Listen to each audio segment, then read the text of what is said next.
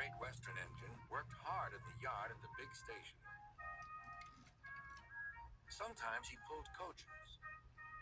Sometimes he pushed freight cars, but whatever the work, Duck got the job done without fuss.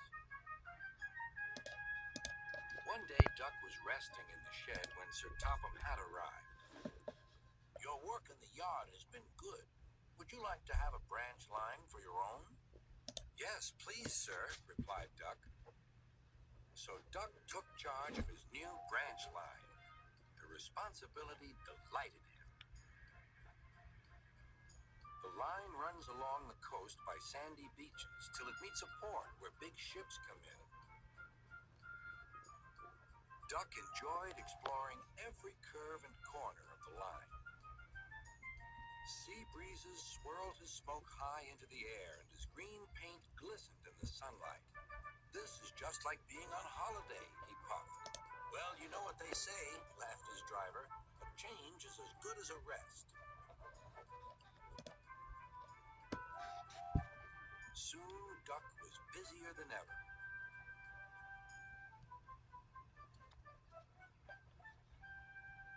Sir Topham Hatt was building a new station at the port. Duck pulled the heavy freight cars wherever they were needed. Bertie looked after Duck's passengers, and the other engines helped too, but the work took a long time. Noise and dust filled the air. "Don't worry," whistled Toby. "The station's nearly finished." "And on time, too," said Duck thankfully. Duck felt his responsibility deeply and talked endlessly about it. "You don't understand, Donald, how much Sir Topham Hatt relies on me." "Ach, aye," muttered Donald sleepily. "I'm Great Western, and I—" "Quack, quack, quack." "What?" "Ye hear? Quack, quack, ye go. Sounds like ye'd an egg laid. Now wheesht and let an engine sleep." "Quack yourself," said Duck indignantly. Later, he spoke to his driver. "Donald says I quack, as if I'd laid an egg." "Quack, do you?" pondered his fireman. He whispered something to Duck and his driver. They were going to play a joke on Donald and pay him back for teasing Duck. The engines were busy for the rest of the day, and nothing more was said.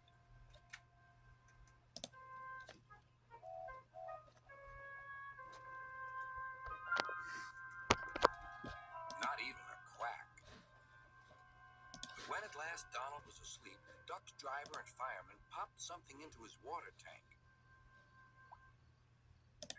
Next morning, when Donald stopped for water, he found that he had an unexpected passenger aboard.